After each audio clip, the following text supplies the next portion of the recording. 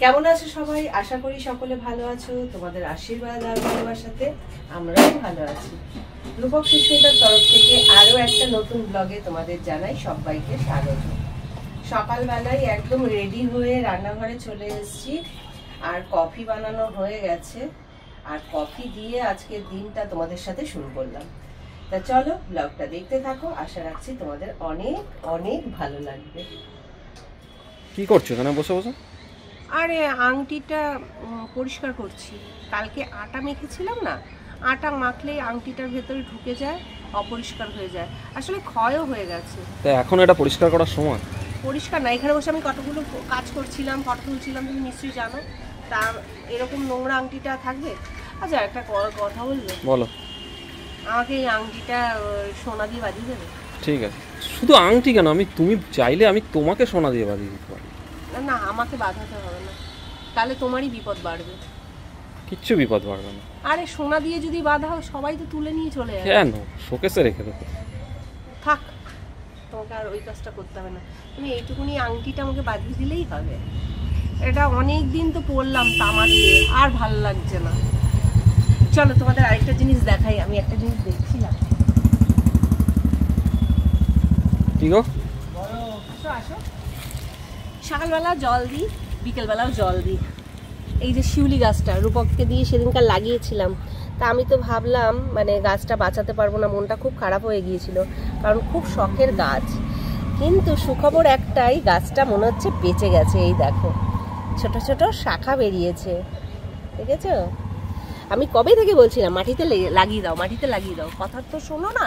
দেখো কথাটা শুনে লাভ হলো না লোকসান হলো? বেঁচে যাবে, বেঁচে যাবে। আমি ডালগুলো কাঁচি দিয়ে কেটে দিয়েছি, এই ডালগুলো না কাটলে বেরোতো না। যত্ন করতে হয়, যে কোনো জিনিসের যত্ন করতে হয়, বুঝতে পেরেছো? তো যাই হোক, তুমি আর দেরি করো না, বাজারে যাও। বাজার তো আছে, মাছ রয়েছে। ছেলে মাছ খাবে না, আমি কি করব বলো তো?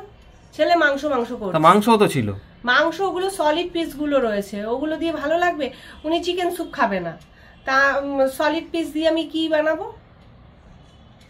যাও একটু গিয়ে মাংস নিয়ে আসো, আমি ততক্ষণ রান্নাঘরে যাই, গিয়ে আদা রসুন গুলোকে গুছিয়ে কেটে ফেলি। তুমি রান্নাঘরে? হ্যাঁ কেন? বাইরের গেটটা খোলা দেখলাম। ওই জামা কাপড়গুলো মেলবো, ওই চাল মাংস সব ধুয়ে রেখে দিয়েছি। এবার ওই জামা কাপড়গুলো মেলে আমি স্নানে যাব। ঘর মোছা হয়ে গেছে,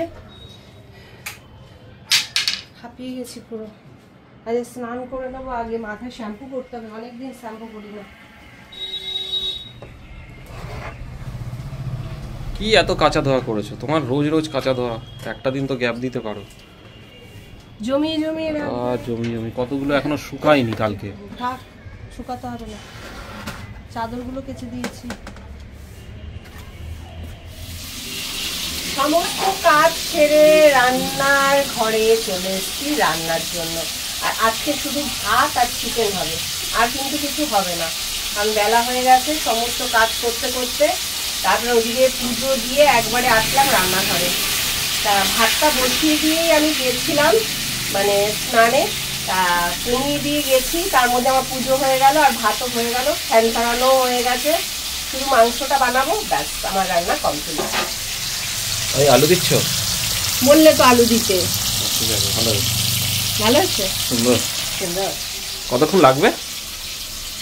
আমি তো আর ম্যাজিশিয়ান না যে বলে দেবো যে এই টাইমের মধ্যে হয়ে যাবে, তবুও মোটামুটি আধা ঘন্টা তো লাগবেই। চিকেন কষাতেই তো 15 মিনিট লেগে যায়, তাই না? চুলটা ভেজা খুলে যাচ্ছে গো। দুপুরে খাওয়া দাওয়া করতে বসে গিয়েছি, আর আজকে শুধু স্যালাড আর চিকেন। একদম চিকেনের তো একদম কড়াই সময় তুলে নিয়ে চলে এসছে। হ্যাঁ, ও ধোয়া উঠছে একদম।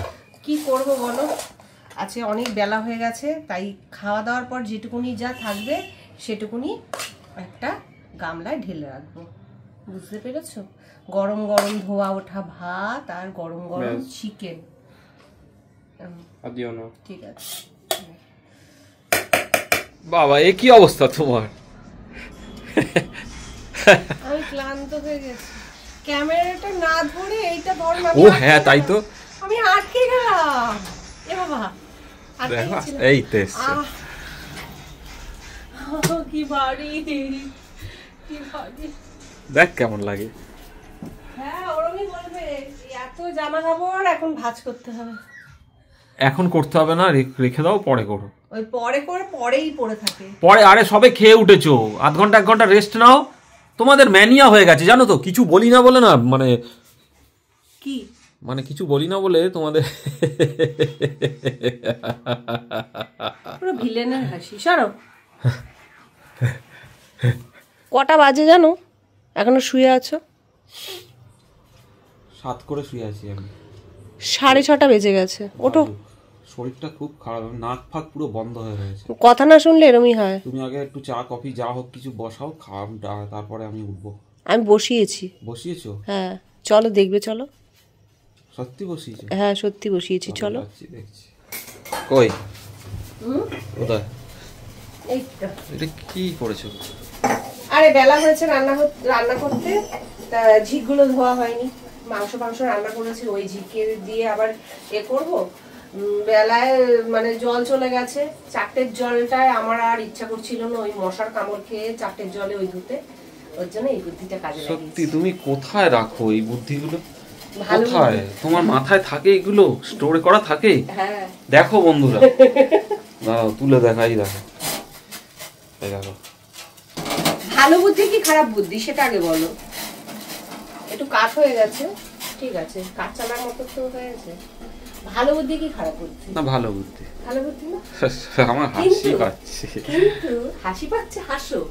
কিন্তু আজকে আমি রাতে রুটি বানাচ্ছি না, কিনে আনতে হবে এইটার জন্য। আগে আমি এটার মধ্যে কি করব, চাটা নয় কোনো রকম করে দিচ্ছি। ঠিক তাই তো।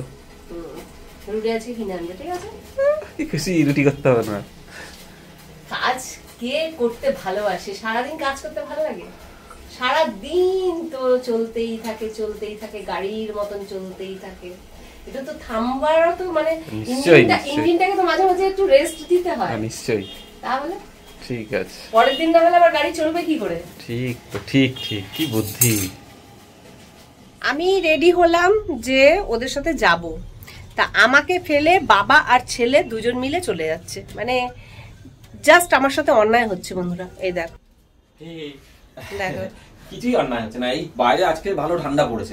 হ্যাঁ বাইরের ভালো ঠান্ডা পড়েছে। এই ঠান্ডার মধ্যে তোমাদের নিশ্চয়ই কোনো প্ল্যানিং আছে। ছেলে বললো বলে আমি যাচ্ছি, ওকে জিজ্ঞাসা করো কোথায় যাচ্ছে না যাচ্ছে আগে। কোথায় যাচ্ছিস রে? বলবো না। কারণটা কি? বাবাকে জিজ্ঞেস করে নাও। মানে কোথায় যাচ্ছি বাবাকে জিজ্ঞেস করে নাও। এই কোথায় যাচ্ছ? ওর বন্ধু যে আছে দেবার্ঘ, দেবার্ঘর বাবা বাড়ির সামনে একটা ফাস্ট ফুডের দোকান। দেবার্ঘকে ফোন করে বলছে যে আয় একবার আমাদের দোকান থেকে, সেই জন্য বললো বাবা যাবে, এতবার বলছে তাহলে চল ঘুরে আসি। দেখো বন্ধুরা, মানে কিভাবে দেখো মানে অন্যায় করছে। নিজেরা খেয়ে দিয়ে আসবে, ওর জন্য আমাকে নিচ্ছে না। করছিস কেন? ওর জন্য আমাকে নিচ্ছে না। হ্যাঁ তোমার নাকি ঠান্ডা লেগেছে? ঠান্ডা লেগেছে, বাধ্য হয়ে যাচ্ছে, সেই জন্য টুপি লাগিয়ে নিয়েছি। কিছু বলার নেই, জাস্ট কিছু বলার নেই, ঠিক আছে যাও। বাবা ছিল দুজনে বেরিয়েছিল আর নিয়ে এসছে ফিশ পাসিন্দা। ওনাদের খাওয়া হয়ে গেছে আর আমার জন্য রেখে দিয়েছে স্যালাড, একটুও রাখিনি। ওটা কি দেখা যাচ্ছে না? স্যালাড শুধু পেঁয়াজ, শসা কুচি নেই। ভালো বানিয়েছো কিন্তু। আমি আর রাতে কিছু খাবো না। রাত্রিরে তো আরো একটা জিনিস আনা হয়েছে। কি এনেছো? পরোটা। আমার জিজ্ঞেস করতে পারতে। আর তোমরা কি খেয়ে এসছো? আমি কিছু খাইনি, ছেলে একটা এগ রোল খেয়েছে। ভালো নাকি বানিয়েছে? হ্যাঁ। তুমি খাওনি? না সত্যি আমি খাইনি। মিথ্যা কথা বলবা না। আমি খাইনি, বিশ্বাস করো আমি খাইনি। আমি একদিন নিয়ে যাবে। হ্যাঁ হ্যাঁ মনে রাখবে তো? একদম। রাতে নিয়ে এসছে পরোটা আর ছোট আলুর দম। তা মনে হচ্ছে না আলুর দম খাবে, ওর জন্য এটা ফ্রিজে রেখে দেবো, কালকে হয়ে যাবে। চিকেন দিয়েই খাবে। ছোট আলুর দম করে মানে 2 দিন ধরে মাথা খারাপ করে দিচ্ছে। ছোট আলু নিয়েও এসছে, আমি যে বানাবো সেই সুযোগই দেয়নি, তার আগে নিয়ে চলে এসছে। অবশ্য আমি আজকে রান্না করতেও পারতাম না, কারণ ওই তো বললাম ওভেনের অবস্থা। তা যাই হোক, তোমাকে চিকেন দিয়ে দিই। হ্যাঁ দিয়ে দাও। আর চিকেন আলুর দমটা রেখে দাও ফ্রিজে। হ্যাঁ কালকে হয়ে যাবে। কালকে ছেলের পিকনিক আছে, আমার তো মনে হচ্ছে রান্না করতে হবে না। আমার তো খুব আনন্দ হচ্ছে, কারণ আমরা খাবো না? যা চিকেন থাকবে তোমার হয়ে যাবে, আর আমি দেখি কি করি। তোমাকে আলু দেবো? 1 পিস দাও। 1 পিসই দেবো, 2 পিস দেবো না। এত বড় আলুটা খাবে না? ভেঙে দেবো। ভেঙে দাও, মানে অর্ধেক তুমি নাও অর্ধেক আমার দাও। আমি নিয়েছি, আমার আলুটা খেতেই ভালো লাগে। ঠিক আছে, দাঁড়া ঝোলটাকে দিয়ে নিই।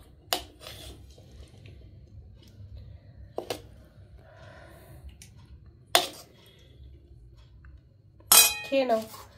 তা যাই হোক বন্ধুরা, রাত্রির তো অনেক হয়েছে, 11:30 প্রায় বাজে। আজকের ব্লগটা এখানে শেষ করে দিচ্ছি। দেখা হচ্ছে কালকে নতুন একটা ব্লগের সাথে। তোমাদের ভালো লাগলে একটা লাইক করে দিয়ে যাও। টাটা, শুভরাত্রি।